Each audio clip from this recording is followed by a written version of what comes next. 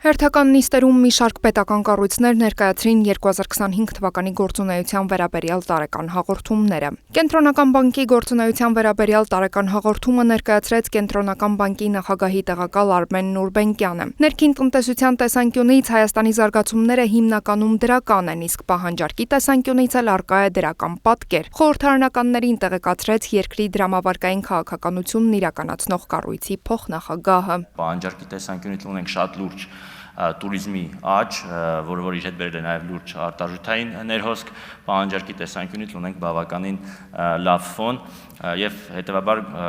ապագայի տեսանկյունից ամենակարևորը, որպեսզի հասկանանք, թե միջազգային շուկաների տեսանկյունից ինչ կլինի տոկոսադրույքների մասով, արդյոք նրանք կբարձրանան եւ կմնան բարձր, ինչ կլինի մեր ներքին պահանջարկի տեսանկյունից։ Երկրի գլխավոր դրամատան փոխնախագահը նշեց նաև գնաճն ուշադրության կենտրոնում պահելու կարևորությունը, քանի որ այս պահին այն թիրախից բարձր է։ Իսկ դրամավարկային քաղաքականությունն առավել ճշգրիտ ու պարզ իրականացնելու մասով Կենտրոնական բանկը հրապարակել է նորարարական թափանցիկության զեկույցը։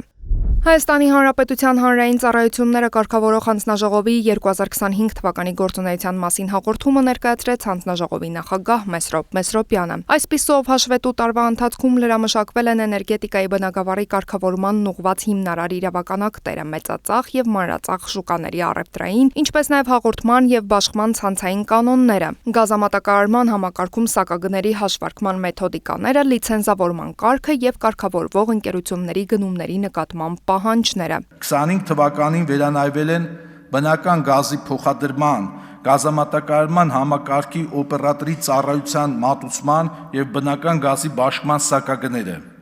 Միևնույն ժամանակ սպառողներին վաճառվող բնական գազի սակագների փոփոխության անհրաժեշտություն չի առաջացել եւ դրանք մնացել են անփոփոխ։ Էլեկտրաէներգետիկական համակարգի սակագների վերանայման արդյունքում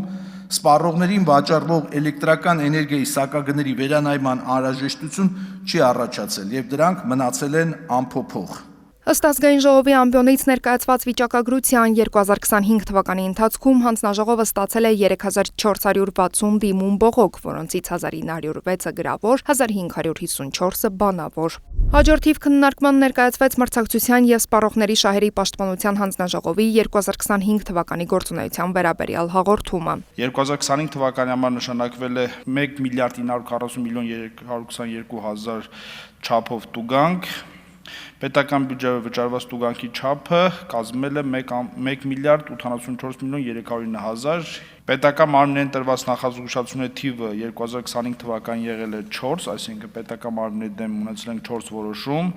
Համակենտրոնացումների թիվը եղել է աննախադեպ 25 թվականի ընթացքում 70 համակենտրոնացման թույլտվություն է եղել մեկ արգելք, ինչը նշանակում է, որ տնտեսական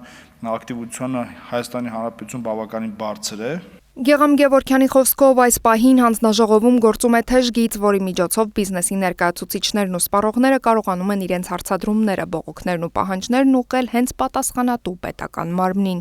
Հաշվեկննիչ պալատը գործում է անկախ, ինքնուրույն սահմանելով հաշվեկնությունների թեմաներն ու առաջնահերթությունները, սակայն միևնույն ժամանակ պահպանում է բարձր հաշվետվողականություն Ազգային ժողովի եւ հանրության առջեւ։ Ահա այս խոսքերով ներկայացրեց ոլորտային հաշվետվությունը հաշվեկննիչ պալատի նախագահ Ատոմ Ջանջուղազյանը։ Առանձնահատկությունը, որը կարծում եմ ուշադրության արժանի է օրենսդրության փոփոխության պայմանավորված, դա հանրային ծառայության նոր տեսակի ներդրումն է,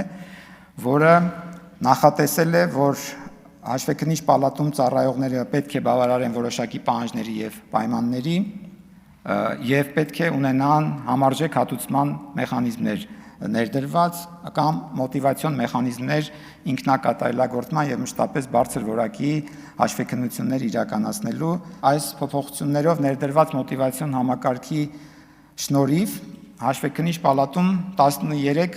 ծառայողներ ստացել են աուդիտորի որակավորում, 31 ծառայողներ բարելավել են իրենց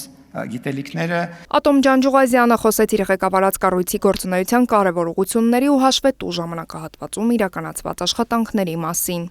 Կոռուպցիայի կանխարգելման հանձնաժողովի 2025 թվականի գործունեության մասին հաղորդումը խորհրդարանի քննարկմանը ներկայացրեց հանձնաժողովի նախագահի պարտականությունները կատարող Մարիամ Գալստյանը։ 2025 թվականին կառույցի գործունեությունը հիմնականում ուղղված է եղել նախորդ տարիներին տեղի ունեցած օրենսդրական փոփոխությունների ու ներդրված նոր ինստիտուտների կիրարկմանը, դրա միջոցով խնդիրների ու բացերի վերահսկմանն ու ինստիտուտների կատարելագործմանը։ Հանձնաժողովի գործունեությունը ուղղված է եղել հիմնական թիրախներին՝ հանրային ծառայության բարևարկության համակարգի ամրապնդմանը, հայտարարագրման գործընթացի արդյունավետ կազմակերպմանը, հայտարարատուների համար գործընթացն առավել դյուրին դարձնելուն, կուսակցությունների ֆինանսական վերահսկողության գործառույթի գործնականում կիրառման միջոցով թափանցիկության եւ հաշվետվողականության ապահովմանը, բարևարկության ուսումնասիրության գործիքի միջոցով բարևարկության տեսանկյունից ռիսկային անձանց մուտքը պետական համակարգ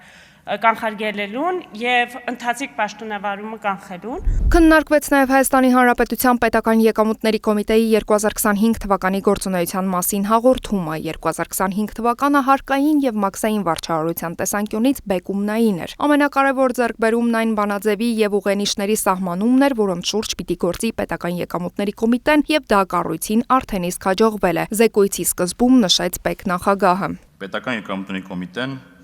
դինամիկ զարգացող եւ առաջատար կառույց է, որը հայտնի է տեխնոլոգիական համարձակ նորարարությամբ եւ մարդակենտրոն մոտեցմամբ, իսկ առաքելությունը, որով առաջնորդվում ենք մենք մեր աշխատանքում, հետեւյալն է՝ ապահովել արդար եւ թափանցիկ հարկային ու մաքսային միջավայր, խթանել կամավոր կարգապահությունը եւ ծառայել քաղաքացիներին ու բիզնեսին հանուն Հայաստանի առանցանցիկ զարգացման։ Ըստ պետնախագահի հաշվետու ժամանակահատվածում արձանագրվել են բարձր արդյունքներ՝ 2 տրիլիոն 725 միլիարդ դրամի հարկային եկամուտներ ու տուրքեր, ինչը 14%-ով ավելի է 2024 թվականի ցուցանիշից։ Այս տեսանկյունից Էդուարդ Հակոբյանը շնորհակալություն հայտնեց հարկ վճարողներին պետության հանդեպ ցուցաբերած պատրաստակամության, բարձր կարգապահության եւ հոգատարության համար։ Ներկայացված հաշվետվությունները խորհրդարանն ընդունեց ի գիտություն։